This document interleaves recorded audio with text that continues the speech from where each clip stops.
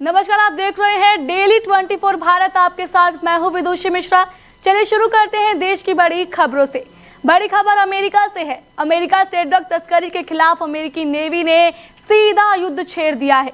राष्ट्रपति Donald Trump के आदेश पर दक्षिण कैरेबियाई सागर में अमेरिकी फौज ने ट्रेन डे अरागुआ कार्टेल से जुड़ी एक ड्रग बोट को निशाना बनाया। इस प्रेसिजन स्ट्राइक में 11 तस्करों की मौत हो गई। ट्रंप ने वेनेजुएला के राष्ट्रपति निकोलस मादुरो को ड्रग कार्टेल का सरगना बताते हुए चेतावनी दी है। जो भी अमेरिका में ड्रग्स भेजने की कोशिश करेगा, अब उसकी सीधी जवाबी कार्रवाई होगी, वो भी सेना के जरिए। अमेरिकी विदेश मंत्री मार्को रूबियो ने भी इस कार्रवाई की पुष्टि की है। उनका कहना है कि वेनेजुएला से अमेरिका तक का रास्ता अब सबसे बड़ा ड्रग रूट बन चुका है। उधर मादुरो सरकार ने सैन्य कार्रवाई को खूनी और आपराधिक कदम बताते हुए चेतावनी दी है कि वो किसी भी धमकी के आगे नहीं झुकेंगे। फिलहाल इस पूरे घटनाक्रम ने लैटिन अमेरिका और कैरेबियाई क्षेत्र में तनाव को और ज्यादा बढ़ा दिया है। अमेरिका पहले ही यहाँ 4000 से ज्यादा मरीन और सैनिक तैनात कर चुका है।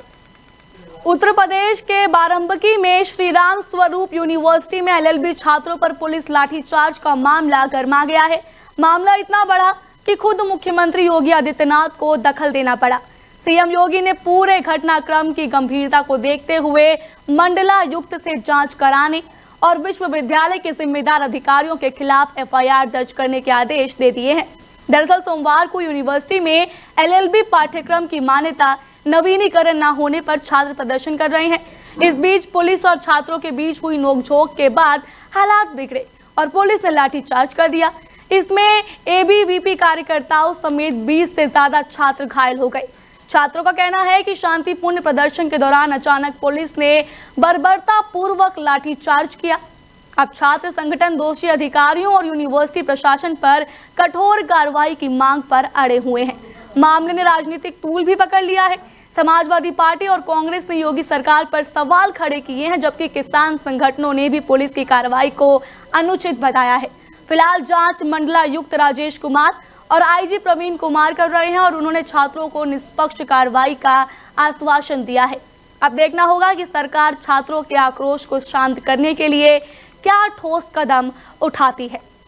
हिमाचल प्रदेश में आसमान से आफत बरस रही है। लगातार हो रही बारिश और भूस्खलन ने तबाही मचा दी है। मंडी जिले के सुंदरनगर के जंगम बाग में लैंडस्लाइड से 2 मकान मलबे में दब गए। इस हादसे में 6 लोगों की मौत हो गई। मारे गए लोगों में 4 एक ही परिवार से हैं। राहत दल को आशंका है कि अभी भी कुछ लोग मलबे में दबे हो सकते हैं। उधर कुल्लू के अखाड़ा बाजार में भी देर रात लैंडस्लाइड की चपेट में 2 घर आ गए। हादसे में 2 लोग मलबे में दब गए। सिर्फ 24 घंटे के भीतर भूस्खलन और मकान ढहने की घटनाओं में कुल 12 लोगों की जान जा चुकी है। प्रदेश भर में हालात बिगड़े हुए हैं। लैंडस्लाइड में 1333 सड़कें अब भी बंद है।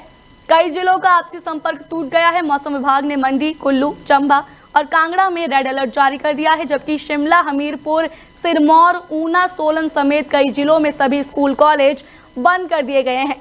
हिमाचल के पहाड़ों पर बारिश अब भी जारी है और लोगों में डर का माहौल है। प्रशासन ने सभी जिलों को अलर्ट पर रख दिया है। कश्मीरी घाटी में आसमान से आफत बरस रही है। पिछले 24 घंटों से लगातार हो रही बारिश ने जनजीवन अस्त व्यस्त कर दिया है। भारी बारिश और भूस्खलन की वजह से श्रीनगर जम्मू राष्ट्रीय राजमार्ग को बंद कर दिया गया है। हाईवे पर कई जगह पत्थर गिरने और जलभराव की वजह से वाहनों की आवाजाही पूरी तरह रोक दी गई है।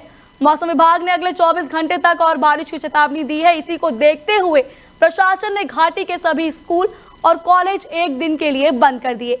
अधिकारियों के मुताबिक झेलम और उसकी सहायक नदियां खतरे के निशान से नीचे बह रही है, लेकिन जलस्तर लगातार बढ़ रहा है। श्रीनगर समेत दक्षिण और मध्य कश्मीर में 3 फुट तक पानी बढ़ने की पुष्टि हुई है।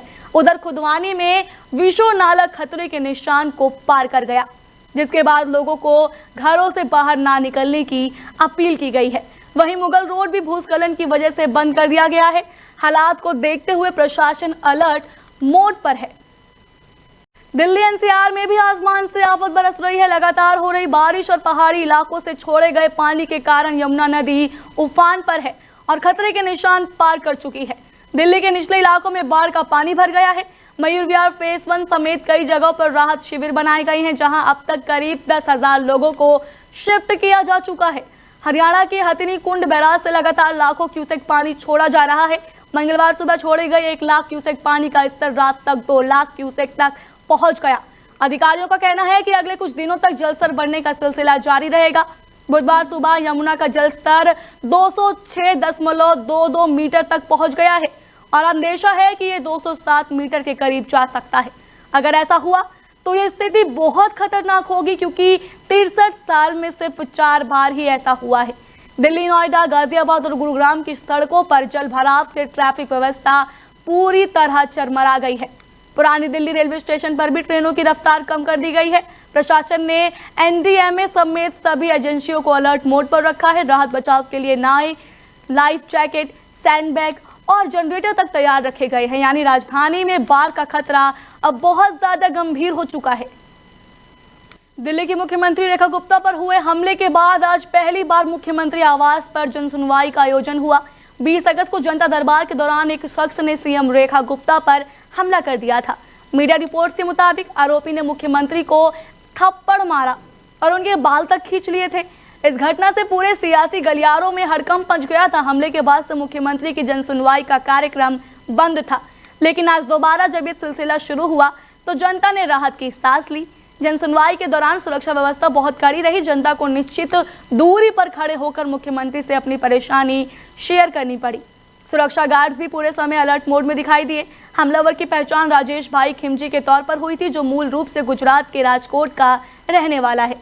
पुलिस ने उसे गिरफ्तार कर लिया है और उसके खिलाफ कड़ी कार्रवाई की जा रही है। फिलहाल मुख्यमंत्री रेखा गुप्ता ने साफ किया है कि जन सुनवाई का सिलसिला किसी भी हाल में नहीं रुकेगा और जनता की समस्याएं सीधे उनके दरबार में सुनी जाती रहेगी।